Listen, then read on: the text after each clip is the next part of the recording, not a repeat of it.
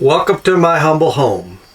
For the last 4 years, this tiny space has been my primary residence, except for when I'm traveling. And a couple of winters ago, I spent about 5 months down in San Diego trying to explore what the snowbird life was like. And at that point in time, I spent the time in an apartment. But for the most part, for the last 4 years, this has been my primary residence. And it's been a wonderful experience for me. It's very organized and is suited to my specific desires and needs. Let me say that with a van, the best thing about a van, buy one and build it yourself, is that you're only limited by your own creativity and your resources, and resources could be money, or it could be your own personal time, or your ability to do the build yourself, or whether or not you're going to build all of it or some of it, or have some of it built for you. The other option is to go out and buy a pre-built unit like a Class C or Class B or whatever type of a van, and that was an option. But I have specific needs and specific desires, and none of those that I looked at really fit what I want from my own specific desires. Most of them have lots of closets and all kinds of stuff, and small tiny windows that don't allow you to look out and see the world, and they have things that I don't fundamentally need. They have complicated systems, gray water, black water, tanks, bathrooms, multiple sinks, none of which I find is ultimately necessary in the type of camping or living I do when I'm out on the road. So it is for some people, and which is fine. If you're moving straight out of a house into a van, I can see the desire to have some of those refinements, because in fact you're not used to dealing with how do you use a bathroom. You're not used to those things, so you kind of take with you a lot of the accoutrements of your existing life. You try to replicate a big facility into a small space. Sometimes that works and sometimes it doesn't. Sometimes it just clutters things up a bit. So this is the van tour of my van, and you will notice a couple of things right off the bat that's different than a lot of vans out there. One of which is very austere. You don't see lots of different piles of stuff, or ornaments hanging down, or kitchen utensils hanging off the wall, and paper dispensers and things like that.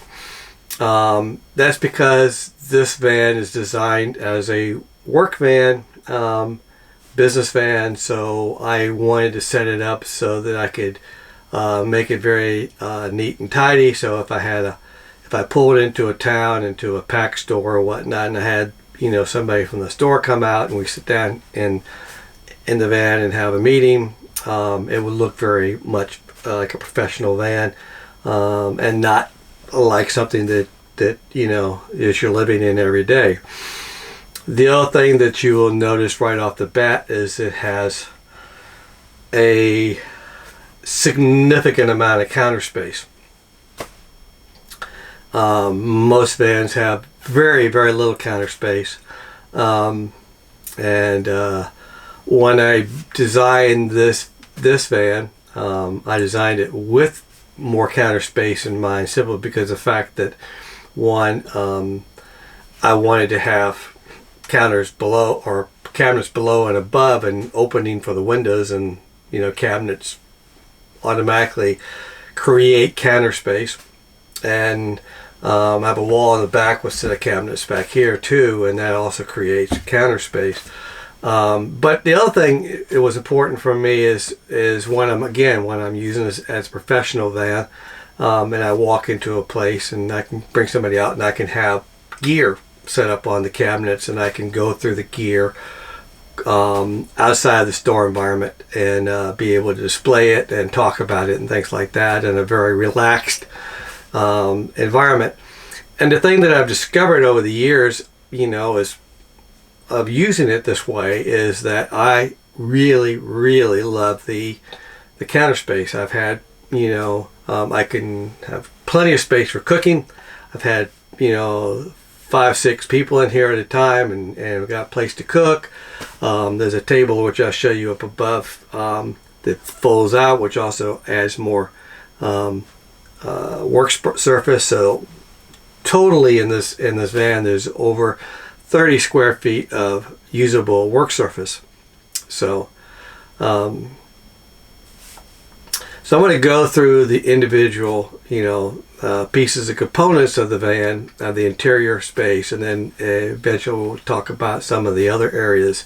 So as you can see right away, we have, multiple lighting sources. We have under counter or under cabinet lighting sources up here and on the other side, and we also have LED lightings up in the ceiling. The other thing that you'll notice on this van is that we have a defined couch, as opposed to what you see in a lot of vans, which is beds, or a built bed, like a wooden bed. And when I built my first van, I did build a bed into it, and using that, looking at other people's videos, it became apparent that standard beds that are come out with a van tend to be pretty poor. The ones that you build, even the lattice beds or the other kind of beds, and people have created designs that allow you to work your bed as a couch and a bed, and most of them I found are pretty poor. So what ends up happening is that it may work okay as a bed, it works very bad as a couch, and the transition between the two tends to be pretty bad. For years I slept on a futon, which is again the concept of a bed / couch. And even though futons have been around for probably centuries, the fact is that their conversion capability to go from bed to couch is actually pretty abysmal. And in my case, I never really converted it more than, on occasional basis. It just did not work very well. So when I built this van, I did a lot of research in terms of beds for RVs and whatnot, and I found a local person in Portland, Oregon, where I live, that does custom beds. And I went and talked to them and had a custom bed made for this van that fits in the dimensions where we have. And and I'll demonstrate, how the bed works, so you'll get an understanding of that functionality. And the nice thing about the bed is that in order for it to really be functional, it has to be easy to use. I found that anything that's difficult to use is something that you don't use. So let me go and set up this thing so you can see how, in this case, I can set up the bed, take it up and put it back very quickly, and convert this place from a sleeping area into a living area. This is a metal bed, not wooden, so that helps a little bit in terms of keeping it very stable and very sturdy. And this bed, I've slept in it over 1,000 times. So, and to convert it from a couch to a bed is about a 10-second operation. So, remove the pillow, come over here, reach down, flip the bed. And now I've got it converted into a bed just that quick. I also designed the van to basically make sure that my bedding was safe and secure, but also easily available. So when I want to go to bed at night, I have a box here at the end of the bed that flips open. I have various things in here. I have multiple sleeping bags, and on warm nights I just use a standard fleece blanket for a lot of nights, and so I just pull out the bag or the pillow, and voila, I have a bed. So it's just that fast. And then in the morning, you know, to reverse the process, you know, I get up, you know, I still got room to walk around the bed a bit, but the morning I get up, take my blanket, drop it in,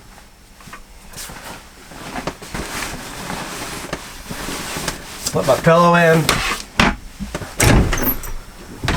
put my bed, and boom,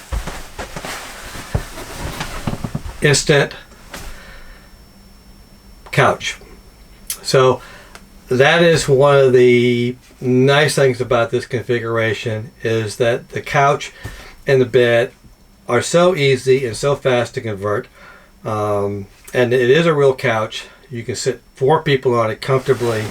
It's got the right angle on the back, you know, and face it, a lot of times in the daytime you are going to be sitting in your van, and a bed just does not sit well.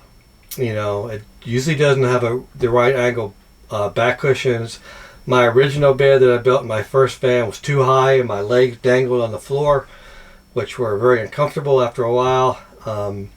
And this is just, I can sit here and read a book, I can sit here watch TV, I can sit here and do anything I want to very comfortably. And so having a custom bed is pretty good. Now this bed, you can have them built. This bed was custom built for me. I think it was about $800 to build it, and with a metal frame in it underneath it, and then it came pretty much like this. I went and bought the I went out and bought the fabric that I wanted. I went to a fabric store, bought the fabric I want, and then I bought extra fabric so that I could build the panels around the bed, because it came just basically as a stark frame, which was kind of ugly, and I wanted to fill it in and make it look like a couch. And I built this front cabinet here, and the front cabinet basically is designed to have storage under it, and that just pops right down, and the whole area underneath the bed is full with capability for storage, for all kinds of stuff, and easily accessible. It's held up by a series of, you know, rare earth magnets that are embedded in the board, and just comes up like that. It never falls open. In 5 years of driving it, even on four-wheel drive roads, it's never popped open. Things don't shift around in it much, and it's all bolted nice to the floor. I've also got behind here, it's tucked away, are 2 sets of seat belts, so that between the 2 places in the front, and I have can have 4 people in here, you know, all seated and safely aware. And this whole thing is bolted to the floor with heavy duty, you know, bolts, so it's not going to go anywhere. One of the criteria for building this van was to basically have more than enough storage in here. The idea being is that I didn't want to spend more than 5 minutes organizing the van, when in this case putting everything away in a cabinet. And so, and I didn't want anything on the countertops and the beds, and I didn't want to be shifting piles of clothes or food or whatever from point to point on a constant basis. When I sit down in my van, you know, in the morning or the afternoon or wherever I'm doing something, I want the serenity of a nice clean van.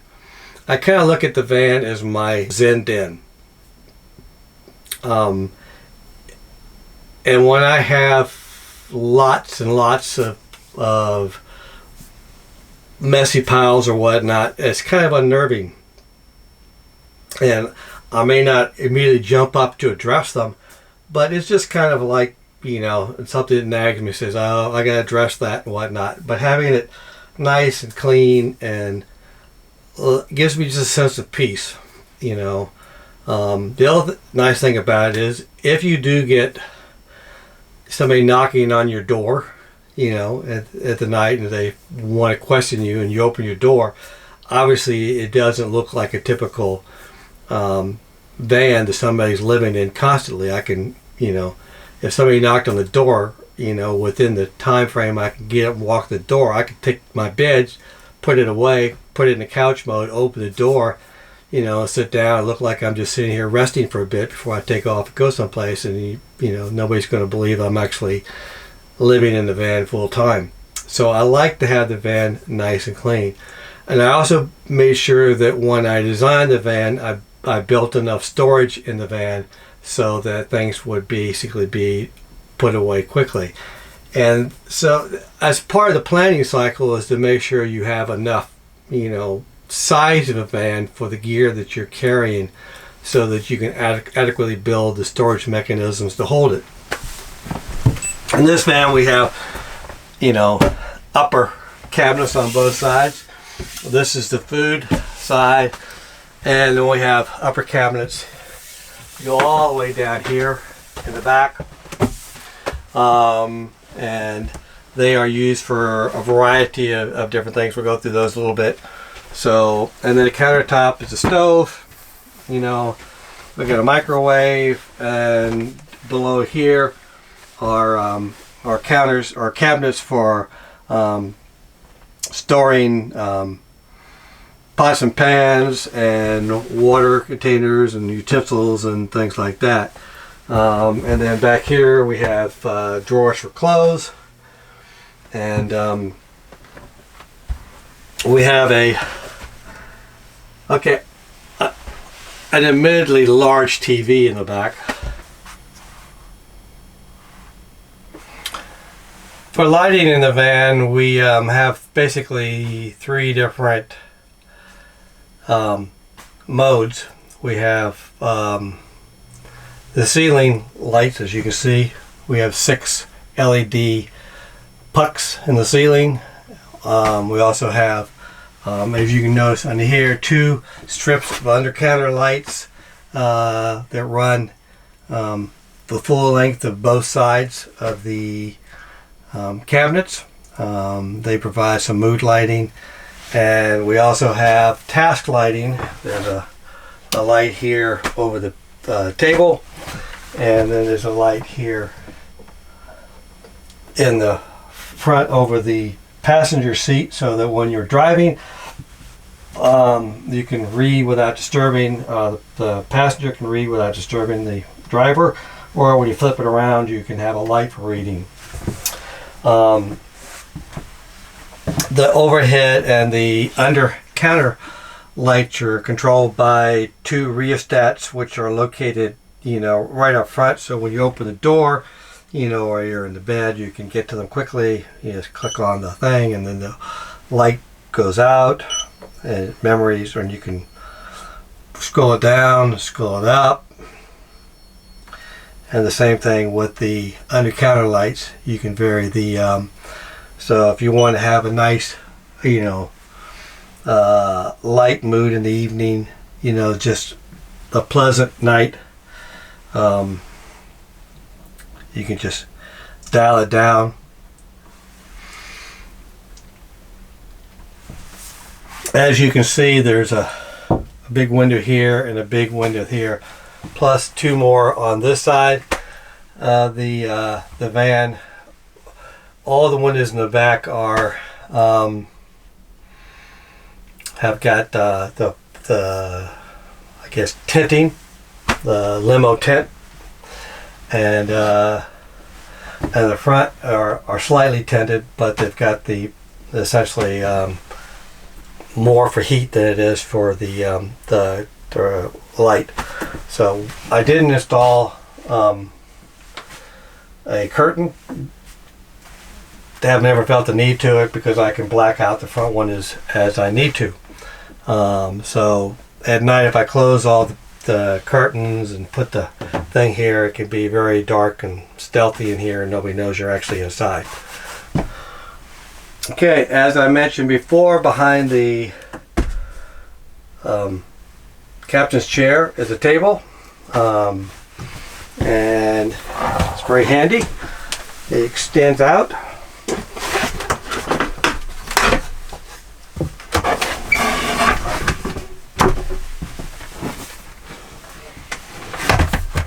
So the captain can turn around and you have a nice big eating surface or working surface or whatnot, and it's very stable, and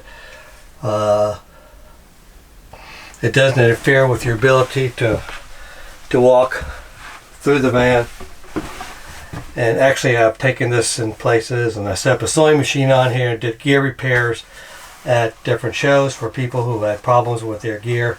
So it works very nice, and you can put a laptop and papers and a notebook and all kinds of stuff up here, and it's very, very, very good.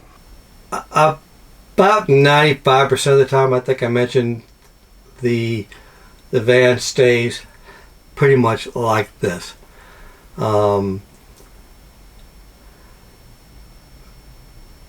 Nice and neat. I prefer it that way. I think it adds to the stealth factor of the van. It has great windows on both sides, which is nice. So, and I have curtains on all the windows except for that window, which has reflecting. So I actually have insulation that goes in the windows as well. It'll go in the windows behind the curtain, so on a cold night I can close the whole thing off inside. Reflectors on the front, reflectors on that window, and then thermal mats that go in the other windows. And so it'll stay pretty toasty. That and the heater down below will more than keep the van warm enough on a cold night. So, but the idea behind this van is basically to allow me to, enjoy it. I can stand up, walk around, I can do exercise if I want to, but when I cook, which I really enjoy doing, I can stand up and cook and have enough counter space to cut and not worry that I'm going to set my bed on fire because of putting a stove on a bed.